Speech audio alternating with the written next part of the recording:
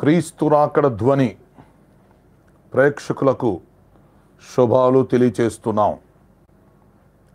ఈరోజు మన ధ్యానాంశం కయ్యోను హేబేలు అర్పణలు. ప్రార్థన. తండ్రి, నీ పాదములకు స్తుతి స్తోత్రాలు చెల్లిస్తున్నాము. ఈ సమయంలో కయ్యోను హేబేలు అర్పణల గురించి మేము తెలుసుకోబోతుండగా మీరు బోధకులై మాకు బోధ చేయమని మనం చేస్తున్నాం. మీ దాసునైన నన్ను బలపరిచి వాడుకోమని మనం చేస్తున్నాం. లైవ్లో వీక్షిస్తున్న ప్రియ ప్రేక్షకులను, వారి కుటుంబాలను, సంఘాలను, పరిచర్యను నిండారుగా దీవించమని మనం చేస్తున్నాం. మాకు అవసరమైన సందేశం దయచేసి మీరే మహిమ పొందమని యేసు పరిశుద్ధ నామములో అడుగుచున్నాను తండ్రి, ఆమేన్. ప్రియులారా, మంచిది. కూడి వచ్చిన మీ అందరికీ శుభాలు తెలియచేస్తూ మిమ్మల్ని వర్తమానం కొరకు ఆహ్వానిస్తున్నాం.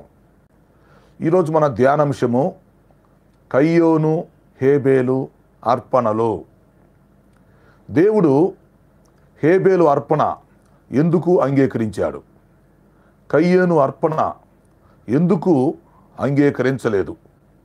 దేవునికి అర్పణ ముఖ్యమా, అర్పించే వ్యక్తి ముఖ్యమా? కయ్యోను హేబేలు ద్వారా మనం నేర్చుకోవలసిన నీతి ఏమిటి? మొదలగు విషయాలు ఈరోజు వర్తమానంలో మనం ధ్యానం చేయబోతున్నాం. వాక్యం కొరకు మన మనసులను సిద్ధం చేద్దాం. ప్రియులారా, అప్పుడప్పుడు ఈ ఆత్మీయ ఛానల్లో వర్తమానాలు మీకు అందిస్తూ ఉన్నాం. చక్కగా ఈ అవకాశాన్ని మీరు ఉపయోగించుకొని ఆత్మీయంగా బలపరచబడాలని మనం చేస్తున్నాం. క్రీస్తు రాకడ ధ్వని యూట్యూబ్ ఛానల్ సబ్స్క్రైబ్ చేయండి. మీకు తెలిసిన వాళ్ళందరూ కూడా షేర్ చేయవలసిందిగా మీకు మనం చేస్తున్నాం. ఈ ఆత్మీయ ఛానల్ మీ ఆత్మీయ జీవితానికి ఉపయోగపడాలనేది మా ఉద్దేశం. ఓకే. ఈ మధ్యకాలంలో అపోస్తలుల కార్యములు గూర్చి 2 రోజులు 4 భాగాలుగా బైబిల్ క్లాసులు జరిగినాయి. ఆ అవకాశాన్ని క్రీస్తు రాకడ ధ్వనిలో చూసి మీరు ఉపయోగించుకోవలసిందిగా మీకు మనం చేస్తున్నాం. మంచిది. ప్రియులారా, గమనించండి. కయ్యోను హేబేలు అర్పణల గురించి మనం ఆలోచన చేయబోతున్నాం. అవునా? ఇది చాలామంది క్రైస్తవుల మనస్సులో ఉన్నటువంటి పెద్ద ప్రశ్న, సందేహం. దేవుడు కయ్యోను అర్పణ ఎందుకు అంగీకరించలేదు? హేబేలు అర్పణ ఎందుకు అంగీకరించాడు? జరిగిన విషయం ఏంటి? దేవుడు ఇద్దరు అర్పణ అంగీకరించి ఉంటే బాగుండేది కదా, ఈ సమస్య వచ్చేది కాదు కదా, నరహత్య జరిగి ఉండేది కాదు కదా. ఇలాగ కొన్ని విషయాలు మనం ఆలోచించేయాలి. దేవుని యొక్క వాక్యాన్ని జాగ్రత్తగా మనం అర్థం చేసుకోవాలి. ఓకే. కయ్యోను హేబేలు గురించి చెప్పే ముందు బైబిల్లో కొన్ని రెఫరెన్స్లు ఇస్తాం. ముందుగా నోట్ చేసుకోండి. తర్వాత ధ్యానంలోకి మనం వెళ్ళొచ్చు. ఆదికాండం 4వ అధ్యాయము మొదటి 7 వచనాల భాగం మీరు చూడవచ్చు. తర్వాత ఆదికాండం 5:3 చూడండి. ఆ తర్వాత మనము నూతన నిబంధనలోకి వస్తే మత్తయి సువార్తలో 23:35, లూకా సువార్త 11:51, అలాగే యోహాను మొదటి పత్రిక 3:12, యూదా పత్రిక 1:11, హెబ్రీ పత్రిక 11:4 మొదలగు రెఫరెన్స్లు ముందుగా మనం చదవాలి. ఆ రెఫరెన్స్ల గురించి ఆలోచన చేసి వ్యాఖ్యానం చేసినప్పుడు కొంత సబ్జెక్టు మనకి దొరుకుతుంది. ఓకే. తర్వాత విషయం, ఆది మానవులు 5. ఆదాము, హవ్వ, కయ్యోను, హేబేలు, షేతు. వీరిని ఆది మానవులు అని పిలుస్తారు. ఈ 5 మనస్తత్వాల గురించి వాస్తవానికి 5 ప్రసంగాలు క్లుప్తంగా అందించాలి. ఆ సబ్జెక్ట్ కూడా మీకు అందించడానికి ప్రయత్నం చేస్తాం. కారణం ఏంటంటే మానవ జాతిలో ఈ ఐదుగురిని ఆది మానవులు అని మనం పిలుస్తాం. దేవుడు మొదట ఆదామును సృష్టించాడు. ఓకే, తర్వాత ఆదాము ప్రక్కటెముకను తీసి హవ్వని, స్త్రీని నిర్మించడం జరిగింది. ఓకే, ఆ తర్వాత మొదటి కుమారుడు కయ్యోను పుట్టాడు. రెండవ కుమారుడు హేబేలు జన్మించాడు. ఓకే, మూడవ కుమారుడు షేతు జన్మించాడు. తర్వాత ఏం జరిగింది? ఆదికాండం 5:3 లెక్క ప్రకారం షేతు తర్వాత ఆదాము అనేక మంది కుమారులను కుమార్తెలను కనెను అని వాక్యం చెప్తుంది. అయితే వారి విషయం వాక్యంలో చెప్పబడి ఉండలేదు. అయితే ఇప్పుడు ఆదికాండంలో మనం చూసినప్పుడు నోవాహు జలప్రళయానికి ముందు 3 జనాంగాలు ఉన్నట్టుగా మనం అర్థం చేసుకోవచ్చు. 1 కయ్యోను సంతానం, 2 షేతు సంతానం, 3 ఆదాము హవ్వలకు తర్వాత కలిగిన వారి సంతానం. ఈ విధంగా భూమి మీద 3 జనాంగాలు జీవిస్తూ వచ్చారు. నోవాహు జలప్రళయములో ఈ 3 జనాంగాలు కూడా సమూలంగా నాశనమయ్యాయి. చివరికి షేతు వంశంలో నుండి నోవాహు మిగిలాడు. నోవాహు ద్వారా నోవాహు కుటుంబం రక్షించబడింది. నోవాహు కుటుంబం ద్వారా ఇప్పుడు మానవ జాతి పునరుత్పత్తి అయ్యి భూమి మీద విస్తరిస్తూ ఉంది. ఇది మనం అర్థం చేసుకోవాలి. ఓకే, సో ఈ విధంగా ఆలోచించినప్పుడు ఈ ఆది కాండంలో ఆదిమ మానవులు 5గురు గురించి మనం ప్రస్తావన చేస్తున్నాం. ఆదాము హవ్వలు, కయ్యోను, హేబేలు, షేతు. ప్రస్తుతం షేతు సంతానం ఉంది అని మనం అర్థం చేసుకోవాలి. కయ్యోను సంతానమేమో జలప్రళయంలో నశించిపోయారు. హేబేలేమో మరి హతసాక్షిగా చంపబడ్డాడు. ఆదాము హవ్వలకి మరి షేతు తర్వాత పుట్టిన సంతానం కూడా చనిపోయారు. ఒక విధంగా చెప్పాలంటే షేతు సంతానం కూడా చనిపోయారు. నోవాహు ఒక్కడే మిగిలాడు. ఆ నోవాహు కుటుంబం ద్వారా ఇప్పుడు మానవ జాతి బయటకు వచ్చింది. మానవ జాతి ఇప్పుడు విస్తరించారు. ఎట్లాగంటే ఆ షేములో నుంచి ఆసియా ఖండం వచ్చింది, హాములో నుంచి ఆఫ్రికా ఖండం వచ్చింది, యాపేతులో నుంచి యూరప్ ఖండం వచ్చింది. ఆ తర్వాత యాపేతు సంతానం వాళ్ళే ఐరోపా ఖండంలో నుంచి బయటకు వెళ్ళి మరి ఉత్తర అమెరికా, దక్షిణ అమెరికా, ఆస్ట్రేలియా ఖండాలుగా తర్వాత ఏర్పడటం జరిగింది. సో మొత్తం నోవాహు కుటుంబం ద్వారా, నోవాహు సంతానం ద్వారా ప్రస్తుతం భూమి మీద మానవ జాతి సంతానం వ్యాపించారని, విస్తరిస్తున్నారని మనం అర్థం చేసుకోవాలి. ఓకే, సరే, ఇప్పుడు మనం కయ్యోను హేబేలు కోసం ఆలోచించేద్దాం. కయ్యోను హేబేలు ఇద్దరు దేవునికి అర్పణలు అర్పించారు. ఓకేనా? అయితే దేవుడు ఏం చేశాడు? కయ్యోను అర్పణ అంగీకరించలేదు, హేబేలు అర్పణ అంగీకరించాడు. దీనికి కారణం ఏమై ఉండిద్ది? మీరేమనుకుంటున్నారు? మీ అభిప్రాయం ఏంటి? మీ వ్యాఖ్యానం ఏంటి? ఎందుకంటే చాలామంది ఈ ప్రశ్న అడుగుతూ ఉంటారు. చాలామందికి ఈ విషయంలో సమస్య ఉంది, సందేహం కూడా ఉంది. అయితే కొంత మనం పరిశీలన చేయడానికి ప్రయత్నం చేద్దాం. వాక్యములోంచి తీసుకోవటానికి ఆలోచించేద్దాం. పరిశుద్ధాత్మ సహాయం అవసరం. ప్రియులారా, ఇక్కడ అసలు దేవునికి అర్పణ తీసుకురావాలని మనుషులకి ఎలా తెలిసింది? ఆగండి, ఆలోచించండి. కయ్యోను హేబేలు అర్పణలు తీసుకొచ్చారు. ఓకే, అంగీకరించటం అంగీకరించకపోవటం ప్రక్కన పెట్టండి. అసలు వీళ్ళకి అర్పణ తీసుకురావాలని ఎలా తెలిసింది? దేవుడు చెప్పాడా, లేక వీళ్ళు సొంతగా తీసుకొచ్చారా? అర్థం చేసుకోండి. దేవుడు చెప్పినట్టుగా వాక్యంలో లేదు. ఉందంటారా? ఆది కాండంలో 3-4 అధ్యాయాలు మనం చూస్తే నాకు అర్పణ తీసుకురావాలి, తర్వాత నాకు బలిని తీసుకురావాలని దేవుడు చెప్పినట్టుగా లేదు. అంటే దేవుడు చెప్పలేదు. అయితే పరిశుద్ధాత్మ వీరిని ప్రేరేపించి ఉంటాడని మనం అర్థం చేసుకోవాలి. అది దేవునికి మనం బలి అర్పించాలని, అర్పణ తీసుకురావాలని, దేవుడిని సమాధానపరచాలని, సంతోషపరచాలని, దేవుని దగ్గర నుంచి ఆశీర్వాదాలు తీసుకోవాలని పరిశుద్ధాత్మ వీరిని ప్రేరేపించి ఉంటాడు. అది జరిగింది. కారణం ఏంటంటే మరి దేవుడు చెప్పినట్టుగా లేదు. ఇంకొక విషయం ఏంటంటే మరి కయ్యోను హేబేలు అర్పణ తీసుకొచ్చారు కదా, ఓకే, మరి అంతకుముందు ఆదాం ఎందుకు తీసుకురాలేదు? వ్యాఖ్యానం అన్నప్పుడు ఈ విషయాలను ఆలోచించాలి. గుడ్డిగా మనం ముందుకు వెళతాం కాదు. ఇప్పుడు ఆదాం ఉన్నాడు, మరి ఆదాం అన్ని సంవత్సరాలు బ్రతికాడు. ఆదాము ప్రార్థన చేసినట్టుగా వాక్యంలో ఉందా? ఆదాము దేవునికి మరి బలి అర్పించాడా? అర్పణ తీసుకొచ్చాడా? దేవునికి కృతజ్ఞతలు చెల్లించాడా? థ్యాంక్స్ చెప్పాడా? మీరు ఆలోచించండి. ఆదాము 930 సంవత్సరాలు బ్రతికాడు కదా. ముందు కయ్యోన్ని కన్నాడు, తర్వాత హేబేల్ని కన్నాడు.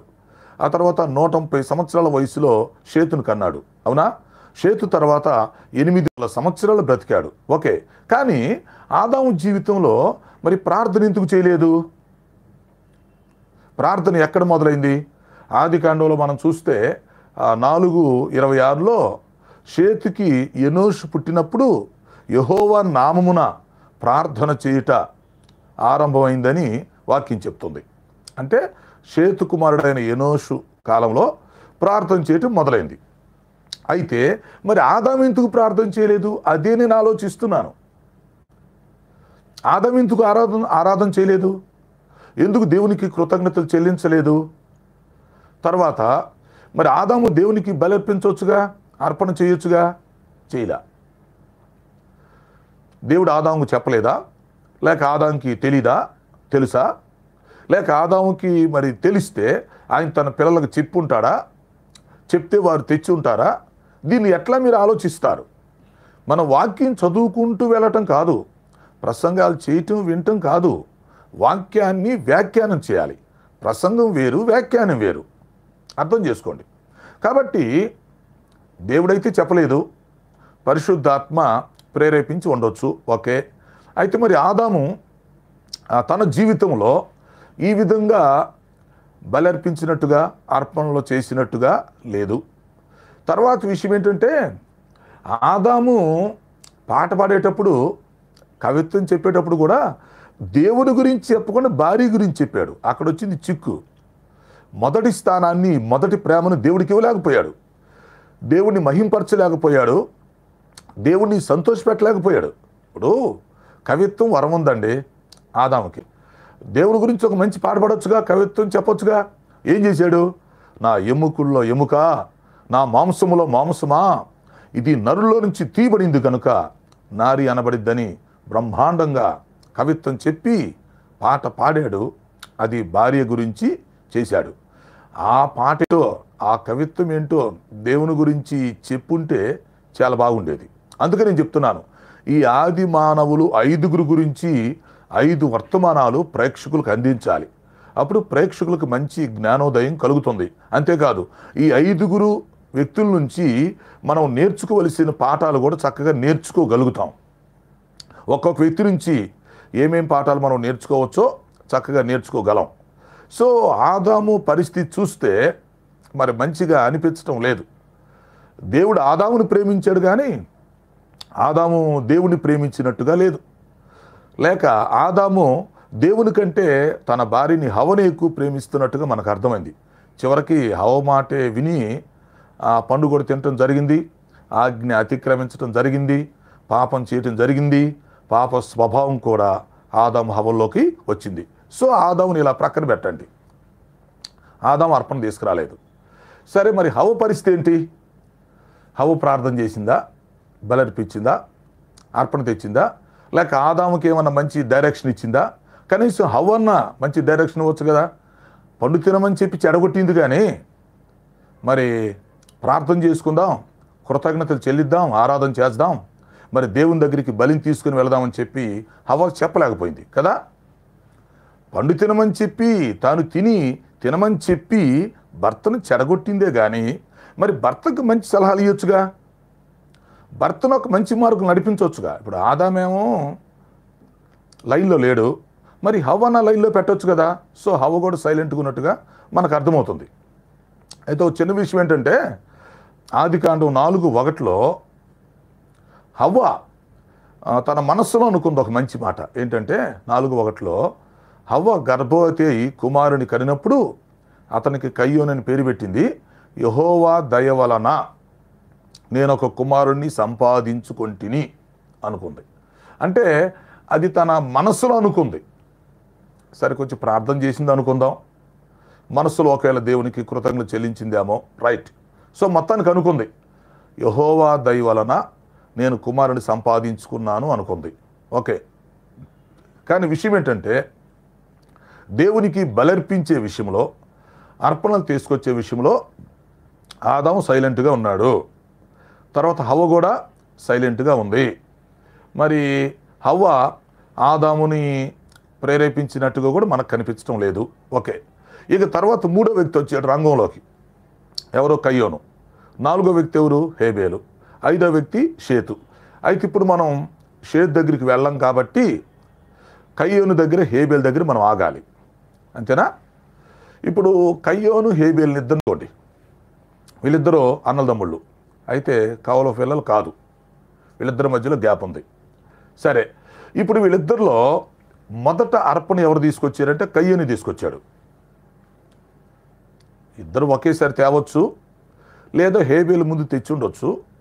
కానీ ఇక్కడ జరిగింది అంటే కయ్యోనే ముందు తీసుకొచ్చినట్టుగా మనం చూస్తాం. 4:3 ఆదికాండం 4:3 కయ్యోనే మొదట అర్పణ తీసుకొచ్చాడు.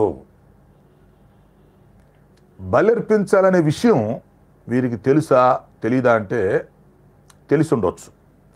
దానికి 2 కారణాలు ఉన్నాయి. మొదటి కారణం ఏంటంటే ఆదికాండం 3వ అధ్యాయంలో దేవుడే మొదట బలి అర్పించడం జరిగింది. దేవుడే మొదటి బలిని అర్పించాడు. అది యేసుక్రీస్తు బలికి సాదృశ్యం. ఆ బలర్పించి రక్తం చిందించి ఆదాము హవ్వలో మానవ జాతి యొక్క పాపానికి ప్రాయశ్చిత్తం కలిగేటట్టుగా చేసి, ఆ తర్వాత ఆ జంతువు యొక్క చర్మాన్ని తీసుకొని వస్త్రాలు తయారు చేసి ఆదాము హవ్వలకు ఇచ్చినట్లుగా మనం చూస్తాం. కాబట్టి మొదటి బలి దేవుడే అర్పించడం జరిగింది. చర్మపు చొక్కాయిలు తొడిగించి వారికి ఇవ్వడం జరిగింది. అంతకుముందు వారు మొదట్లో మహిమ వస్త్రాలతో ఉన్నారు. తర్వాత వస్త్రహీనులై దిగంబరులు అయిపోయారు. ఆ తర్వాత అంజూరపు కచ్చడాలతో కచ్చడాలు చేసుకున్నారు. అంజూరపు ఆకులతో కచ్చడాలు తయారు చేసుకొని వస్త్రాలుగా తొడుక్కున్నారు.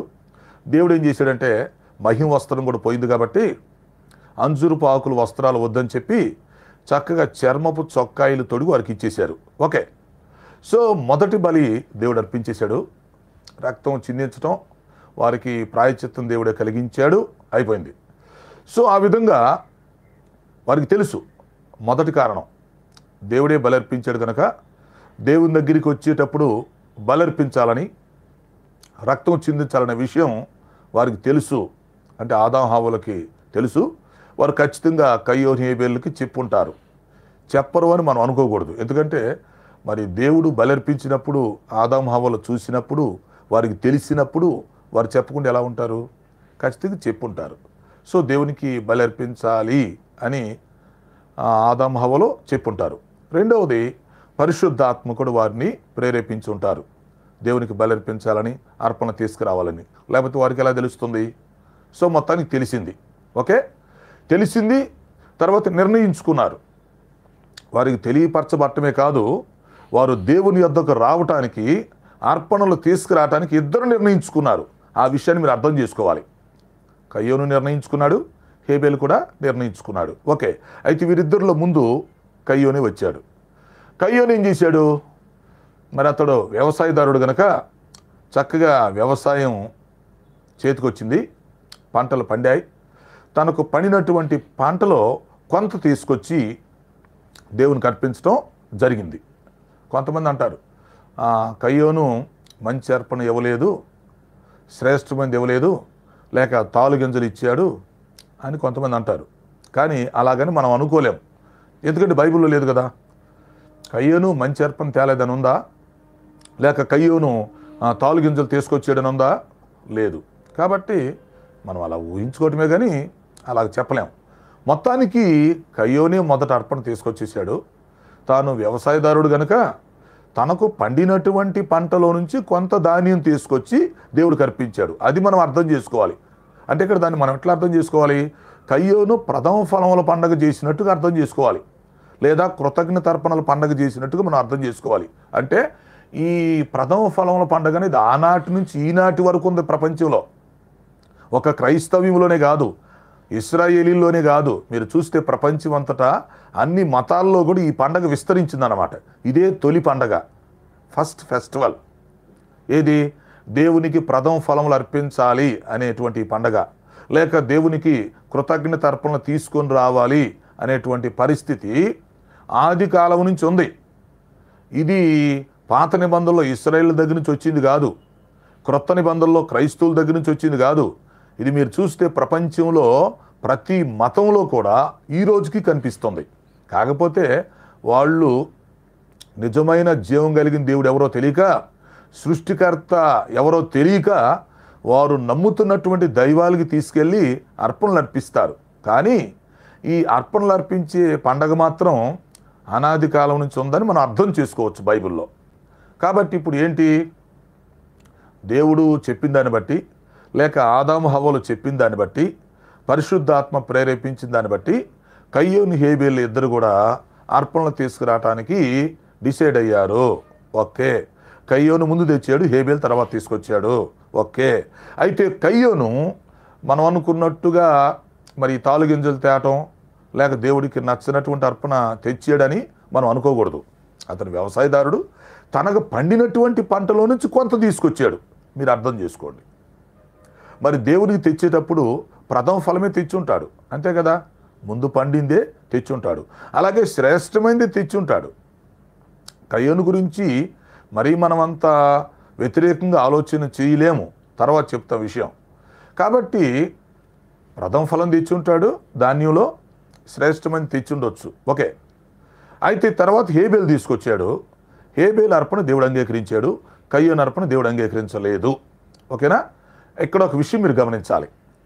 ఆదికాండం 4వ అధ్యాయంలోకి రండి, 4-5 వచనాలు చూడండి. ఇక్కడ ఆగండి. ఇక్కడ ఏముంది అంటే, హేబేలు అర్పణ అంగీకరించాడు అన్నాడు కదా. హేబేలును అతని అర్పణను దేవుడు లక్ష్యపెట్టును అన్నాడు.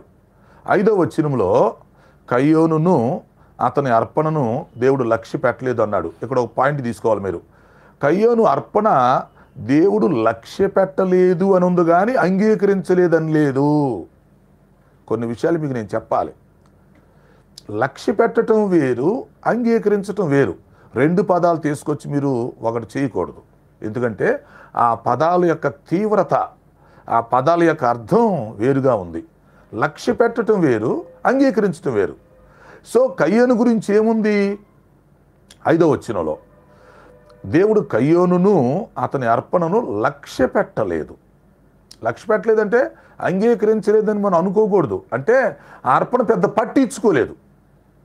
అంటే పరోక్షంగా అంగీకరించలేదు అనుకోండి, కానీ ప్రత్యక్షంగా పెద్దగా పట్టించుకోలేదని మనం అనుకోవచ్చు. ఓకే, సరే. ఇప్పుడు కయ్యోను హేబేలు అర్పణల మధ్య ఉన్న వ్యత్యాసం చూద్దాం. దేవుడు కయ్యోను అర్పణ ఎందుకు అంగీకరించలేదో, హేబేలు అర్పణ ఎందుకు అంగీకరించాడో కొన్ని భేదాలు ఇక్కడ మనం చూడాలి. దాన్ని బట్టి మనకు అర్థమైద్ది. జాగ్రత్తగా ఆలోచించండి, కొన్ని చెప్తాను. ఓకేనా? మొదటి భేదం, ఇది మీరు అందరూ తెలుసుకోవాలి. మన క్రైస్తవ సంఘానికి మనం తెలియపరచవలసింది ఇది. ఇప్పుడు చెప్తున్న మొదటి భేదం, వ్యక్తిగతంగాను కుటుంబ పరంగా సంఘపరంగా మనం తెలుసుకోవాల్సింది ఇది. ఇక్కడ పరిశుద్ధాత్మ దేవుడు ఏం రాశాడంటే, హేబేలు విషయంలో కానీ కయ్యోను విషయంలో కానీ ఒక మాట రాశాడు. మీరు అది అండర్లైన్ చేయాలి. దేవుడు హేబేలును అతని అర్పణను లక్ష్య పెట్టాను. 5వ వచనం, దేవుడు కయ్యోనును అతని అర్పణను లక్ష్య పెట్టలేదు అని ఉంది. సో మొదటి భేదం ఏంటంటే, దేవునికి అర్పణ కంటే అర్పించే వ్యక్తి ముఖ్యం. మీరు అర్థం చేసుకోండి. బలులు అర్పణల గురించి తర్వాత చెప్తా. ఇప్పుడు నేను మొదటి విషయం ఏంటి? బలి కంటే అర్పణ కంటే వ్యక్తి ముఖ్యం. కాబట్టి దేవుడు ఒక వ్యక్తిని అంగీకరిస్తే అతనిచ్చిన బలిని అంగీకరిస్తాడు, అతని యొక్క అర్పణ అంగీకరిస్తాడు. దేవుడు ఒక వ్యక్తిని అంగీకరించినప్పుడు, అతని హృదయం దేవుడికి నచ్చనప్పుడు అతనిచ్చే బలి ఎవరికి కావాలి? అతనిచ్చే అర్పణ ఎవరికి కావాలి? అతనిచ్చే కానుక ఎవరికి కావాలి? అతను చేసే సేవ ఎవరికి కావాలి? చాలాసార్లు ఈ విషయాన్ని మనం దాటేస్తున్నాం. అది బైబిల్లోనే ఉంది, కానీ మనం పట్టించుకోవట్లేదు. మనం వారిచ్చిన అర్పణల గురించి చర్చిస్తున్నాం, వ్యాఖ్యానిస్తున్నాం. మొదటి మాట వదిలేసి రెండో మాటను పట్టుకుంటున్నాం. అందరూ అదే చేస్తున్నారు. ముందు వ్యక్తులను వదిలేశారు, వ్యక్తులు తీసుకొచ్చిన అర్పణల గురించి ప్రస్తావిస్తున్నారు. నేను చెప్తున్నాను, బలులు అర్పణలు ప్రక్కన పెట్టండి, ముందు వ్యక్తులు తీసుకోండి. ఎందుకంటే దేవునికి ఒక వ్యక్తి నచ్చితే అతను చేసే ప్రార్థన నచ్చిద్ది, అతను పాడే పాట నచ్చిద్ది, అతను చేసే ఆరాధన నచ్చిద్ది, అతను చెప్పే సాక్ష్యం నచ్చిద్ది, అతను చెప్పే సువార్త నచ్చిద్ది, అతను చేసే సేవ పరిచర్య నచ్చుతాయి, అతనిచ్చే కానుకలు నచ్చుతాయి, దేవుడు మెచ్చుతాడు. అసలు వ్యక్తి దేవుడికి నచ్చలేదు అనుకోండి, అర్థమైంది మీకు? వ్యక్తి దేవుడికి నచ్చలేదు అనుకోండి, వ్యక్తి దేవుడికి ఇష్టంగా లేడు, దేవునికి అనుకూలంగా లేడు. మరి వ్యక్తి దేవునికి నచ్చనప్పుడు, వ్యక్తి దేవునికి దూరంగా ఉన్నప్పుడు, వ్యక్తి రక్షణ పొందని పరిస్థితిలో ఉన్నప్పుడు, వ్యక్తి అవిశ్వాసిగా ఉన్నప్పుడు, లేకపోతే వ్యక్తి పాపంలో లోకంలో జీవిస్తున్నప్పుడు ఆ వ్యక్తి చేసే ప్రార్థన దేవుడికి అవసరమా? ఆ వ్యక్తి ఆరాధన కృతజ్ఞతలు దేవుడికి అవసరమా? లేక ఆ వ్యక్తి ఇచ్చే ఆ బలులు అర్పణలు కానుకలు దేవుడికి అవసరం అంటారా? లేకపోతే ఆ వ్యక్తి చెప్పే సాక్ష్యాన్ని బట్టి దేవుడు సంతోషించగలుగుతాడా? ఆ వ్యక్తి చేస్తున్న సేవను చూసి దేవుడు తృప్తి చెందుతాడా? మీరు ఆలోచించండి. ఎప్పుడు కూడా మనం గుర్తుంచుకోవాల్సిన విషయం ఏంటంటే, ఇక్కడే మనం పొరపాటు పడుతున్నాం, మనం కూడా చాలాసార్లు ఇక్కడే నష్టపోతున్నాం. మీరు అనుకోవచ్చు, కయ్యను హేబేలు గురించి మనకు తెలుసు కదరా, అర్పణల గురించి మనకు తెలుసు కదా, అందులో ఏముంది మెసేజ్ అనుకుంటారు, నాకు తెలుసు. ముందు అనుకుంటారు కయ్యోను హేబేలు అర్పణలు అంటే మనం చిన్నప్పుడు సండే స్కూల్ నుంచి వింటున్నాం కదని మీలో చాలామంది అనుకుంటారు, నాకు తెలుసు. కానీ మీరు విస్మరించిన విషయాన్ని నేను ముందుకు తెస్తున్నాను, వెలుగులోకి తీసుకొస్తున్నాను. క్రైస్తవ సంఘానికి ఈ లెసన్ నేర్చుకోవాలని కోరుతున్నాను. ఏంటంటే విషయం, మనము దేవునికి ప్రార్థనలు చేయటం తర్వాత సంగతి, వాక్య పరిచర్య చేయటం, పాటలు పాడటం, ఆరాధన చేయటం, సాక్ష్యాలు చెప్పటం, సువార్త చెప్పటం తర్వాత విషయం. అసలు ముందు మనం నచ్చాలిగా దేవుడికి. అవునా కాదా? ఇది వాస్తవం కాదా? ఇప్పుడు దేవునికి ఒక వ్యక్తి నచ్చాలిగా, ముందు ఆ వ్యక్తి ఆత్మరక్షణ పొందుకొని ఉండాలి, ఆ వ్యక్తి మంచి విశ్వాస అయి ఉండాలి. అవునా? దేవునికి ఇష్టంగా జీవించాలి, పరిశుద్ధంగా యథార్థంగా ఉండాలి, దేవునితో వ్యక్తిగతంగా సహవాసం కలిగి ఉండాలి.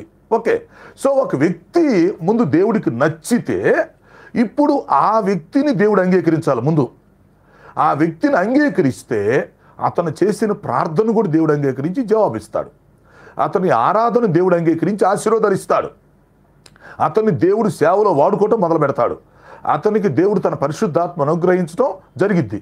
కాబట్టి ఇక్కడ కయ్యోను హేబేలు విషయంలో మనం అర్థం చేసుకోవాల్సింది ఏంటంటే, మొదటి భేదం గమనించండి. కొన్ని భేదాలు మీ దృష్టికి నేను తీసుకొస్తాను. కయ్యోను హేబేలు ఇద్దరిని మీరు ముందు పెట్టుకోండి, భేదాలు చూడండి, సింపుల్గా చెప్తాను, అర్థం చేసుకోండి. మొదటి భేదం కొంచెం వివరిస్తున్నా, తర్వాత భేదాలు సింపుల్గా చెప్పేస్తా. సో మొదటి భేదం ఏంటంటే, కయ్యోను హేబేలు గురించి మనం ఆలోచన చేసినప్పుడు మనకు అర్థమవుతున్నటువంటి నీతి ఏంటంటే, దేవునికి అర్పణలు కంటే అర్పించే వ్యక్తి ముఖ్యం. అందుకని వాక్యంలో ఏముందంటే, ఇరిగి నలిగిన హృదయమే యెహోవాకు ఇష్టమైన బలి అని ఉంది. విరిగి నలిగిన హృదయమే యెహోవాకు ఇష్టమైన బలి. మరో చోట ఏముంది, నేను బలిని కోరటము లేదు, కనికరమునే కోరుచున్నాను అంటాడు. కాబట్టి దేవునికి వ్యక్తి కావాలి. మరో చోట ఏమంటాడు, నా కుమారుడా నీ హృదయమును నాకిమ్ము అంటాడు. సో ఇప్పుడు దేవుడికి కావాల్సింది ఎవరు? వ్యక్తి కావాలి, వ్యక్తి యొక్క హృదయం కావాలి. అవునా? వ్యక్తి యొక్క స్వభావం కావాలి. సో ఎప్పుడైతే వ్యక్తి నచ్చుతాడో అప్పుడు అతను చేసే పరిచర్య, అతను అర్పించేటువంటి బలి అర్పణలు దేవుడికి నచ్చుతాయి. ఇక్కడ మొదటి భేదంలో కయ్యోను హేబేలు విషయంలో ఏమి జరిగిందంటే, దేవునికి హేబేలు నచ్చాడు. అర్థం చేసుకోండి, దేవునికి హేబేలు నచ్చాడు, అతని జీవితం నచ్చింది. ఎందుకంటే అతని జీవితం ఎలా ఉందో మనకు తెలియదు కదా, దేవుడికి నచ్చింది అంతే. అందుకని ఇక్కడ స్పష్టంగా చెప్పాడు. 4:4 చూడండి, ఆదికాండం 4:4 మీరు అర్థం చేసుకోవాలి. దేవుడు హేబేలును అతని అర్పణను లక్ష్య పెట్టెను అంటే, ముందు హేబేలును అంగీకరించినాకే అతని అర్పణను అంగీకరించాడు. అలాగే 5వ వచనంలో కూడా ఏముందో తెలుసా, దేవుడు కయ్యోనును అతని అర్పణను లక్ష్య పెట్టలేదు అన్నాడు. మీకు ఇంకొక విషయం కూడా చెప్పాలి. ఇక్కడ ముందు అర్పణ తీసుకొచ్చింది ఎవరు? కయ్యోను. హేబేలు తర్వాత తీసుకొచ్చాడు. కానీ అంగీకరించే విషయంలోకి వచ్చేసరికి ముందు హేబేలుది రాశాడు, తర్వాత కయ్యోనుది రాశాడు. మీరు అర్థం చేసుకోండి. మామూలుగా వరుస క్రమంలో ముందు అర్పణ తీసుకొచ్చిందేమో కయ్యోను, తర్వాత హేబేలు. కాబట్టి ఇప్పుడు ఏం చెప్పాలి? ముందు కయ్యోను గురించి చెప్పాలి కదా. ముందు తీసుకొచ్చిన వ్యక్తికి ముందు సర్టిఫికేట్ ఇవ్వాలిగా. ముందు తీసుకొచ్చిన వ్యక్తి గురించి ముందు చెప్పకుండా ఇక్కడ ఏం చేస్తున్నాడు, ముందు హేబేలు గురించి చెప్పి తర్వాత కయ్యాను గురించి మాట్లాడుతున్నాడు. దేవుడు హేబేలును అంగీకరించాడు గనుక అతని అర్పణ కూడా అంగీకరించడం, లక్ష్య పెట్టడం జరిగింది. దేవుడు ఈ కయ్యోన్ని అంగీకరించలేదు గనుక అతని అర్పణను దేవుడు లక్ష్య పెట్టలేదు. అంటే అతను మంచి అర్పణ తెచ్చినప్పటికీ అర్పణ మంచిది కాదని మనం అనకూడదు. ఒకవేళ మంచి అర్పణ తెచ్చినప్పటికీ అతను దేవుడికి నచ్చలేదు గనక ఆ అర్పణను దేవుడు లక్ష్య పెట్టలేదు, అంటే పెద్దగా పట్టించుకోలేదు అని దాని అర్థం. కనుక ఇక్కడ మనం నేర్చుకోవలసిన నీతి ఏంటంటే ప్రియులారా, సేవకులు, నాయకులు, విశ్వాసులు, సంఘ పెద్దలు, సంఘ పరిచారికులు, స్త్రీలు, పురుషులు, యవనస్తులు, మనమంతా సార్వత్రిక సంఘముగా ఇక్కడ నేర్చుకోవలసిన నీతి ఏంటంటే, కయ్యోను హేబేలుకున్నటువంటి మొదటి భేదంలో మనం నేర్చుకోవలసిన నీతి ఏంటంటే, అర్పణలు కంటే అర్పించే వ్యక్తులు దేవునికి ముఖ్యం. కాబట్టి దేవుడికి మొదట నీవు కావాలి, నీ హృదయం కావాలి, తర్వాత నీ సేవ. అర్థమైందా? తర్వాత నీ ప్రార్థన, నీ ఆరాధన, లేకపోతే నువ్వు ఇచ్చే అర్పణలో కానుకలు తర్వాత. ముందు మనం ఆయనకి నచ్చేటట్టుగా చూసుకోవాలి. మనం ఆయనకి నచ్చేటట్టుగా, ఆయన మనలను మెచ్చేటట్టుగా, ఆయనకి మనం ఇష్టంగా జీవించేటట్టుగా చూసుకోవాలి. నేను దేవునికి నచ్చానా, అది దేవుడు నన్ను మెచ్చుతాడా, దేవునికి నేను ఇష్టంగా జీవిస్తున్నానా, జీవించటం లేదా, అది అర్థం చేసుకోవాలి. ఇక్కడ వాస్తవానికి హేబేలు జీవితం ఎలా ఉందో మనకు తెలియదు, కయ్యోను జీవితం ఎలా ఉందో కూడా మనకు తెలియదు. తర్వాత బైబిల్లో చెప్పాడు అనుకోండి, వారు ఎలా జీవించారో దేవుడికే తెలుసు, అవునా? కాబట్టి ఇక్కడ దేవుడు ఇస్తున్న సర్టిఫికేట్ ఏంటి? హేబేలుని దేవుడు అంగీకరించినందువల్ల అతని అర్పణ అంగీకరించబడింది. కయ్యోనును దేవుడు అంగీకరించనందువల్ల అతని అర్పణ అంగీకరించబడలేదు అని ఇక్కడ పరిశుద్ధాత్మ తీర్పు చెప్పేశాడు. కాబట్టి ముందు వ్యక్తుల గురించి దేవుడు మాట్లాడుతున్నాడు. ఇక కయ్యోను స్వభావం ఆలోచిస్తే మనకు తెలుసు అనుకోండి, కయ్యోను స్వభావం వెంటనే బయటపడింది కదా, అంటే దాన్ని బట్టి మంచోడు కాదని మనకు తెలుస్తుంది. అందుకే దేవుడు అతను అంగీకరించలేదు. జస్ట్ హేబేలు అర్పణ అంగీకరించాడు, కయ్యోను అర్పణ అంగీకరించలేదు. దాన్ని పెద్ద సమస్యగా తీసుకోవాల్సినంత అవసరం ఏంటి? దానికోసం పెద్దగా ఫీల్ అయ్యి అసూయపడి మరి తమ్ముడిని చంపాల్సినంత సీరియస్నెస్ అక్కడేముంది మీరు చెప్పండి? అంటే దాన్ని బట్టి అతడు ఎంత పనికిమాలిన స్వభావం గలవాడో మనకు అర్థమవుతుంది. హేబేలు అర్పణ అంగీకరించినప్పుడు ఈ కయ్యోను బాగా కోపపడ్డట్టుగా మనం చూస్తున్నాం. ఏదో కొంచెం బాధ కలగవచ్చు కానీ బాగా కోపం వచ్చింది, కోపిష్టిలాగున్నాడు. కేవలం అన్నదమ్ముల మధ్య సమస్య కూడా ఏమొచ్చినట్టు ఇక్కడ లేదు. ఇతను అర్పణ అంగీకరించలేదన్నంత మాత్రాన తమ్ముడిని చంపాల్సినంత అవసరం ఏముంది? అందులో హేబేలు పాత్ర ఏముంది? మీరు ఆలోచించాలా. మీరు వాక్యం చదువుకుంటూ వెళ్ళిపోతారు, ప్రసంగాలు చెప్తూ వింటూ వెళ్ళిపోతారు. వ్యాఖ్యానం చేసేవాళ్ళు తక్కువయ్యారు. వ్యాఖ్యానం చేయకపోతే ఎట్టొచ్చిందంటే, చెరుకుని చేత్తో పట్టుకుంటే కాదురా బాబు, చెరుకుని రసంగా పిండుకొని తాగాలి. అంతేగాని చెరుకుని చేత్తో పట్టుకుని ఏం చేసుకుంటావు? చెరుకు కర్ర ఇద్ది చేత్తో పట్టుకుంటే. చెరుకుని రసం పిండి గ్లాసులో పోసుకొని తాగితే దాని విలువ, దాని రుచి తెలిసింది. కనుక వాక్యాన్ని వ్యాఖ్యానం చేయాలి. కయ్యోనికి అంత కోపం అవసరం అంటారా?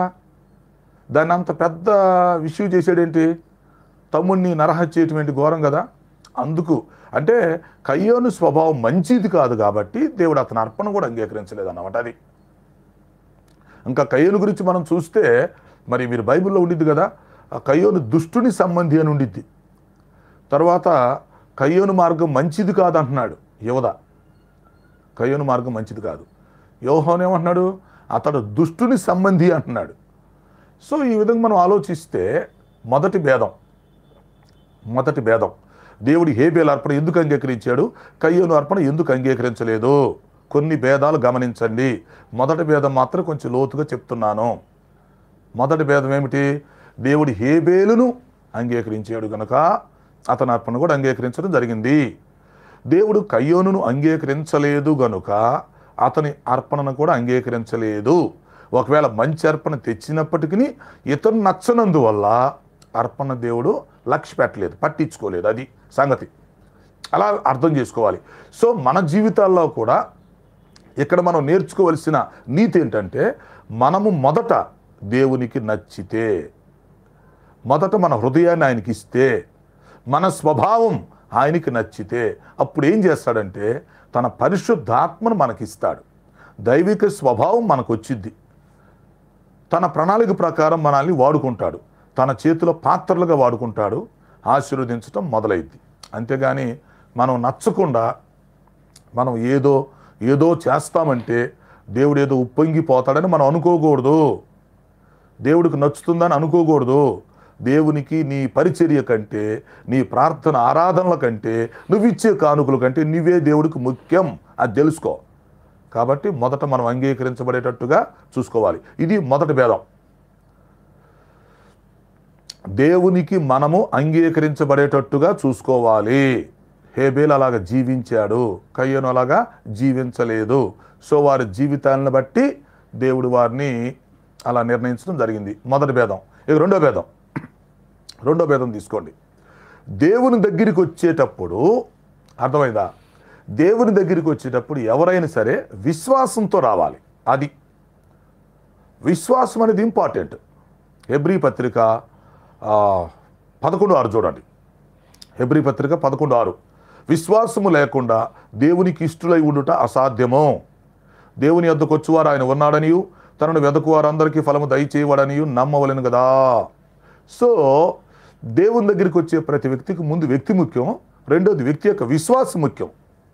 ఇక్కడ విశ్వాసంతో హేబేలు వచ్చాడు, కయ్యోని విశ్వాసంతో దేవుడి దగ్గరికి రాలేదు. మీరు బాగా అర్థం చేసుకోవాలి. అందుకని హేబేలు గురించి ఏముందంటే అతడు ఆ విశ్వాసం బట్టి నీతిమంతుడుగా తీర్చబడ్డాడని హెబ్రీ పత్రిక 11:4 చెప్తుంది. విశ్వాసుల వీరుల పట్టీలో హేబేలు చేర్చబడ్డాడు. అతడు దేవుడికి ఇష్టడుగా ఉండటం మాత్రమే కాదు, అతడు దేవుని యందు విశ్వాసం ఉంచాడు. విశ్వాసముతో అర్పణ తీసుకొచ్చి అర్పించాడు. సో ఆ విశ్వాసాన్ని బట్టి అతడు నీతిమంతుడుగా ఎంచబడ్డాడు. మరి కయ్యోని పరిస్థితి ఏంటి? కయ్యోని వ్యవహారం ఏంటంటే అతడు సాంప్రదాయంగా వచ్చాడు, ఆచారంగా వచ్చాడు అనమాట. అంటే దేవుడు ఉన్నాడనే సెన్స్ అతనికి లేదు. లేకపోతే విశ్వాసంతో దేవుని దగ్గరికి రావటం, అంగీకరిస్తాడని, ఆరాధించాలని, ఆశీర్వాదాలు పొందుకోవాలని, ఇవన్నీ అంత లోతుగా అతనికి ఆలోచన లేనట్టుగా తెలుస్తుంది. కారణం ఏంటంటే అతను విశ్వాసంతో రాలేదు. ఒకవేళ విశ్వాసంతో వచ్చుంటే నరహంతకుడు ఎందుకు అవుతాడు నాకు చెప్పండి. హేబేలు వలె కయ్యోను కూడా విశ్వాసం ఉంది అనుకోండి, మరి విశ్వాసి అయిన వ్యక్తి నరహత్య చేస్తాడా? చేయడు కదా. అంటే విశ్వాసంలో ఫెయిల్ అయ్యాడు. వ్యక్తి విషయంలో అంగీకారంగా లేడు. రెండవది ఇద్దరి యొక్క మనస్తత్వాలు మనం చూస్తే హేబేలు విశ్వాసం ఉంది, కయ్యోనికి విశ్వాసం లేదు. హేబేలు తన విశ్వాసం బట్టి తర్వాత నీతిమంతుడుగా తీర్చబడ్డాడు, కయ్యోను విసర్జించబడ్డాడు. నెంబర్ 3, మూడో భేదం ఏంటంటే దేవుని దగ్గరికి వచ్చేటప్పుడు ఎవరైనా సరే ఖచ్చితంగా బలిని తీసుకొని రావాలి. రక్త ప్రోక్షణం చేయాలి, తప్పదు. ఎందుకంటే ఆ విషయం దేవుడే చూపించాడు కదా. ఆదికాండం 3వ అధ్యాయంలో మీరు చివరిలోకి వస్తే మొదట దేవుడే బలి అర్పించి మాదిరి చూపించాడు. అంటే ఇలా మీరు బలి అర్పించాలని దేవుడు బలర్పించి రక్తం చిందించాడు. ఎందుకు? దేవుడు ఎందుకు బలర్పించాడు? పని లేక అర్పించాడేంటి? దేవుడు ఎందుకు బలర్పించాడంటే దేవుడు ఆదాం హవ్వలతో మానవ జాతితో సమాధానంగా ఉండే దానికోసం, అదే సమయంలో వారి పాపాలకు ప్రాయశ్చిత్తం కలిగే దానికోసం బలర్పించాడు. అక్కడ ఆ బలి యేసుక్రీస్తుకు సాదృశ్యంగా ఉందనుకోండి. ఆ బలి తాత్కాలికమైంది, భవిష్యత్తులో యేసుక్రీస్తుని సూచించింది. కానీ అక్కడ దేవుడు బలర్పించడంలో ఉద్దేశం ఏంటి? ముందు వాళ్ళతో సమాధాన పడటానికే కదా, వారి పాపాలకు ప్రాయశ్చిత్తం జరగటానికే కదా. సో ఆ విధంగా దేవుడే మొదట బలర్పించి మాదిరి చూపించాడు. సో దాన్ని బట్టి అక్కడ ఏంటి, దేవుని దగ్గరికి వచ్చే ప్రతి వ్యక్తి కూడా ఖచ్చితంగా ముందు బలి తీసుకురావాలి. బలి తీసుకొచ్చి ఏం చేస్తాడు? దేవునితో సమాధాన పడతాడు, దేవునికి కృతజ్ఞతలు చెల్లిస్తాడు, తర్వాత పాప పరిహారార్థం ఆ బలిని అర్పిస్తాడు. ఇప్పుడు దేవునితో సమాధాన పడకుండా, దేవునికి కృతజ్ఞతలు చెల్లించకుండా, పాప క్షమాపణ పొందకుండా అర్పణ అర్పిస్తే ఎలా కుదిరిద్దండి? ఏమంటే అర్పణలు మంచి తెచ్చినా చెడ్డ తెచ్చినా తర్వాత ప్రక్కన పెట్టు, అర్పణలు గొడవ ప్రక్కన పెట్టు. అసలు దేవుడి దగ్గరికి వచ్చే వ్యక్తి దేవుని ముందు సమాధానం పరుచుకోవద్దా? దేవునికి కృతజ్ఞతలు చెల్లించుకోవద్దా? దేవుని దగ్గరికి వచ్చి మరి పాప క్షమాపణ పొందుకోవద్దా? తర్వాతే కదా చేయాలి ఏదైనా. మరి అది జరగాలంటే ఏమవ్వాలి? బలి అర్పించాలి కదా. సో ఖచ్చితంగా దేవుడి దగ్గరికి బలి తీసుకురావాలి. అందుకే దేవుడు ముందు బలి అర్పించి చూపించాడు. ఆదాము హవ్వలకు ఆ విషయం తెలుసు. ఆ విషయం పిల్లలకు వాళ్ళు చెప్పుంటారు, ఇలా దేవుడి దగ్గరికి వెళ్తే బలి తీసుకెళ్ళాలా బాయ్ అని చెప్పుంటాడు. కానీ హేబేలు దాన్ని పరిగణలోకి తీసుకున్నాడు, కయ్యోను దాన్ని పరిగణలోకి తీసుకోలేదు. ఏముందిలే, బలి తీసుకుపోతే ఏమైందిలే, దేవునికి కావాల్సింది అర్పణే కదా, బలి అవసరమా ఏంటి అంటే కయ్యోను తన సొంత మార్గులు వెళ్ళటానికి ఇష్టపడ్డాడు. ఒకళ్ళ తల్లిదండ్రులు ఇద్దరికి హితవు చెప్పినప్పటికీ హేబేలు దాన్ని పరిగణలో తీసుకున్నాడు, కయ్యోను తీసుకోలేదు, సొంత మార్గం. ఇప్పుడు బలి తీసుకెళ్ళకపోతే ఏమైద్దంట, దేవుడికి అర్పణే కదా కావాల్సిందే, అర్పణ ఇచ్చేద్దాం అంటే మనం దేవుడి దగ్గరికి వచ్చేటప్పుడు మన సొంత పద్ధతిలో రాకూడదు, దేవుని పద్ధతిలోని దేవుడి దగ్గరికి రావాలి, దేవుని మార్గంలో దేవుడి దగ్గరికి రావాలి. కానీ నేను సొంత మార్గంలో వచ్చి దేవుడి దగ్గరికి వస్తానంటే దేవుడు ఒప్పుకోడు. కాబట్టి మూడో విషయం ఏంటంటే దేవుని దగ్గరికి వచ్చేటప్పుడు ఈ హేబేలు కయ్యోను ఇద్దరి విషయం ఆలోచించండి. దేవుని దగ్గరికి వచ్చేటప్పుడు బలిని తీసుకురావాలి, రక్త ప్రోక్షణం జరగాలి. అయితే హేబేలు మరి బలి తీసుకొచ్చాడు కానీ కయ్యోను బలిని తీసుకురాలేదు, ఇది విషయం. అందుకనే అతడు సత్క్రియ చేయలేదని దేవుడు చెప్తాడనమాట. కయ్యోను నీవు సత్క్రియ చేసిన ఎడలా సంతోషించువా అంటాడు. సత్క్రియ ఏంటి, ఇక్కడ బలి అర్పించాలి కదా. ఆ బలి ఏంటి, ఆ బలి ద్వారా నీవు నాతో సమాధాన పడతావు, నాకు కృతజ్ఞత చెల్లిస్తావు, తర్వాత నీ పాపానికి ప్రాయశ్చిత్తం కలిగించుకుంటావు, తర్వాత అర్పణ అర్పిస్తావు. కాబట్టి నువ్వు సత్క్రియ చేయలేదు. సో ఇప్పుడు హేబేలు కయ్యోను గురించి మీరు ఆలోచించండి. దేవుడు ఎందుకు హేబేలు అర్పణ అంగీకరించాడు అంటే అతడు బలిని తీసుకొని వచ్చాడు, రక్తం చిందించాడు, అంటే దేవుని దగ్గర సత్క్రియ చేశాడు, దేవుని మార్గంలో దేవుని పద్ధతిలో దేవుని దగ్గరికి వచ్చాడు. బట్ కయ్యోను మాత్రం సొంత మార్గంలో దేవుడి దగ్గరికి వచ్చాడు. ఓకేనా, అది మీరు అర్థం చేసుకోండి. నాలుగో భేదం ఏంటంటే ప్రియులారా, నాలుగవది, ఇక బలిని కూడా ప్రక్కన పెడితే అర్పణల దగ్గరికి వచ్చేద్దాం. ముందు వ్యక్తుల గురించి చూసాం, 2 విశ్వాసం గురించి చూసాం, 3 బలి గురించి చూసాం. ఓకేనా, సరే బలి విషయం కూడా ప్రక్కన పెట్టండి. ఇప్పుడు 4వది అర్పణ దగ్గరికి రండి. అర్పణ దగ్గరికి వచ్చేసరికి మరి వాక్యం ఏం చెప్తుందంటే దేవుడు కయ్యోను కంటే హేబేలు శ్రేష్టమైన అర్పణ అర్పించినట్టుగా సాక్ష్యం చెప్తుంది. అంటే ఒకవేళ ఇద్దరిని అర్పణలు తీసుకోండి, బలి విషయంగా కాకుండా ఇద్దరు అర్పణలు తీసుకొచ్చారు అని మనం ఆలోచిస్తే ఇద్దరు అర్పణలలో కయ్యోను కంటే హేబేలుది శ్రేష్టమైన అర్పణ అని మనం చూస్తాం. ఎక్కడ చూడండి, హెబ్రీ పత్రిక 11:4 చూడండి. హెబ్రీ పత్రిక 11:4, హేబేలు విశ్వాసమును బట్టి, జాగ్రత్తగా వింటున్నారా, హేబేలు విశ్వాసమును బట్టి కయ్యోను కంటే శ్రేష్టమైనటువంటి అర్పణ తీసుకొచ్చాడు. అంటే ఇద్దరు అర్పణలు మంచివే, కయ్యోను అర్పణ కంటే హేబేలు శ్రేష్టమైనటువంటి అర్పణ తీసుకొచ్చాడు. ఇద్దరు ప్రథమ ఫలాలు తెచ్చి ఉండొచ్చు, ఇద్దరు కృతజ్ఞత అర్పణలు చెల్లించి ఉండొచ్చు, కానీ ఇద్దరిని ఒకేలా పోలిస్తే కయ్యోను కంటే హేబేలు శ్రేష్టమైన అర్పణ తీసుకొచ్చాడు. అందుకని ఇక్కడ ఏమన్నాడంటే కయ్యోను అర్పణ దేవుడు అంగీకరించలేదు అనే పదం వాడకుండా కయ్యోనుని దేవుడు లక్ష్య పెట్టలేదు అన్నాడు. అంటే అతని యొక్క సిస్టమ్ దేవుడికి నచ్చలేదు. ముందు మనిషి నచ్చకపోవటం, తర్వాత అతని హృదయం నచ్చకపోవటం, స్వభావం నచ్చకపోవటం, తర్వాత అతను బలిని తీసుకురాకపోవటం, విశ్వాసంతో రాకపోవటం, దేవుడు చెప్పిన మార్గంలో కాకుండా సొంత మార్గంలో రావటం. సో దీని అంతటిని బట్టి దట్ ఈజ్ ఈక్వల్ టు ఏమైందంటే దేవుడు కయ్యోను అర్పణ విషయం అంగీకరించడం ప్రక్కన పెడితే అసలు లక్ష్య పెట్టలేదు, అంతే, పెద్ద పట్టించుకోలే, ఏముందిలే పాయా నీ అర్పణ అన్నట్టు అన్నమాట. సో కయ్యోను కంటే హేబేలు శ్రేష్టమైనటువంటి అర్పణ అర్పించినట్టుగా మనం అర్థం చేసుకోవాలి. ఓకే, ఇంకా మీకు ఒక విషయం చెప్పాలంటే ముగింపులో 5వ భేదం, మరి కయ్యోను హృదయం కంటే హేబేలు హృదయమే మంచిదని మనం అర్థం చేసుకోవచ్చు. దేవుడు మన యొక్క వ్యక్తిగత జీవితంలో బాహ్య జీవితం కంటే ఆంతరంగిక జీవితం మన హృదయాన్ని కూడా చూస్తాడు కదా, ఆ విషయం మనకు తెలుసు కదా, అవునా? కనుక ఒక వ్యక్తి అర్పణ అర్పిస్తున్నప్పుడు అతని యొక్క హృదయం ఏంటో, అతని ఉద్దేశం ఏంటో దేవుడు చూస్తాడు, ఏ ఉద్దేశంతో అర్పిస్తున్నాడని. అర్పణ తెచ్చే అర్పణ కంటే అర్పించే వ్యక్తి ముఖ్యం, తర్వాత అతడు ఏ ఉద్దేశంతో ఇస్తున్నాడో ఆ ఉద్దేశం ముఖ్యం. సో ఇక్కడ సింపుల్గా 5 భేదాలు మీరు నోట్ చేసుకోండి. కయ్యోనుకి హేబెలుకి మధ్య ఉన్నటువంటి 5 భేదాలు సింపుల్గా మీకు చెప్తున్నాను. దాన్ని బట్టి మీరు అర్థం చేసుకోవచ్చు. మొదటి భేదం వ్యక్తి భేదం. దేవునికి హేబేలు నచ్చాడు, కయ్యోను నచ్చలేదు. 2 హృదయం. దేవునికి హేబేలు హృదయం నచ్చింది, కయ్యోను హృదయం నచ్చలేదు. 3 హేబేలుకి విశ్వాసం ఉంది, కయ్యోనుకి విశ్వాసం లేదు. 4 హేబేలు బలిని తీసుకొచ్చి దేవుని మార్గంలో దేవుని దగ్గరికి వచ్చాడు. 4లో కయ్యోను బలిని తీసుకురాకుండా తన సొంత మార్గంలో దేవుని దగ్గరికి వచ్చాడు. 5 మరి హేబేలు కయ్యోను కంటే శ్రేష్టమైనటువంటి అర్పణ అర్పించాడు. సో మనం కూడా దేవునికి ఇచ్చేటప్పుడు ఎలా ఇస్తున్నాం? ముందు మనం నచ్చుతున్నామా? తర్వాత మన హృదయం దేవుడికి నచ్చుతుందా? తర్వాత మనం ఏ ఉద్దేశంతో దేవుని దగ్గరికి వస్తున్నాం, ఏ ఉద్దేశంతో దేవునికి ఇస్తున్నాం, ఏ ఉద్దేశంతో సేవ చేస్తున్నాం? దేవుడు మన ఉద్దేశాన్ని కూడా పరిగణలో తీసుకుంటాడు.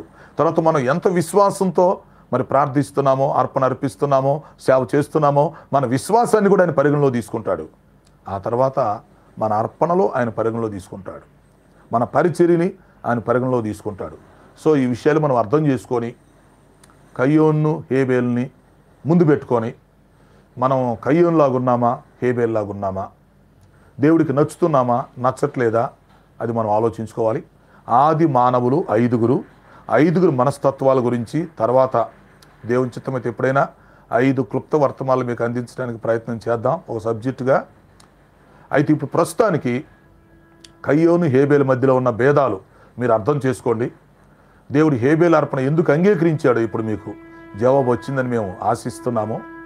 మరి దేవునికి హేబేలు నచ్చాడు కనుక అతని అర్పణ కూడా నచ్చింది, అంగీకరించాడు. మరి కయ్యోను నచ్చలేదు, అతని హృదయం మంచిది కాదు, అతనికి విశ్వాసం లేదు, అతను బలి తీసుకురాలేదు. ఇంకేం చేస్తాం చెప్పండి? అంటే అర్పణ బేస్ చేసుకుని అంగీకరిస్తారా? ఒకవేళ మంచి అర్పణ తెచ్చాడు అనుకోండి, అర్పణ బేస్ చేసుకుని అంగీకరిస్తారేంటి?